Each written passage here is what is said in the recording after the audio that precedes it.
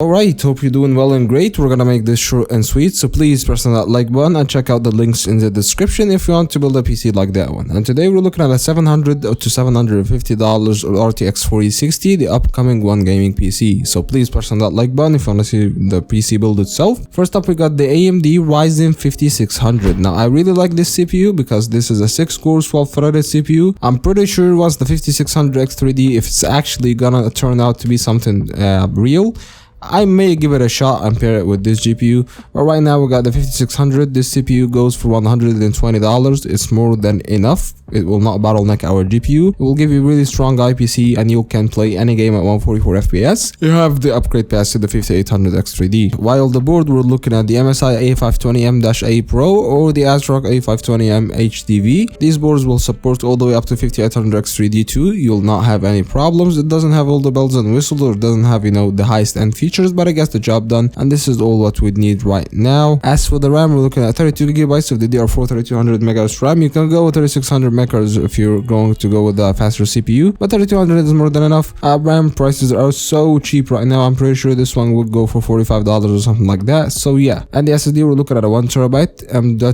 SSD because we are getting fast boot up times and loading speeds, and 1TB is actually more than enough for space as a beginner PC. While the GPU, you know what it is. We are looking at the brand new or the upcoming NVIDIA RTX 4060 that's supposed to be launching somewhere in June 29th. So yeah, what I really like about this GPU is that it's actually competing with the RX 7600, and even though the RX 7600 is actually more expensive or actually cheaper than the RTX 4060 by like $50 from the announced price, or maybe $80 even, but still we are gonna get these NVIDIA features like the NVENC encoder, and we are getting the Avion instructions and the CUDA core acceleration for video editing, and on top of all that we are getting better ray tracing performance and DLSS3, believe it or not. The biggest caveat is that this is an 8GB GPU, but believe it or not, this is a GPU that should be for around $200 to $250, but the inflation and all these stuff are actually contributing. So yeah, even though we are only going to get it for $300, this is actually a good value GPU considering the things that you're taking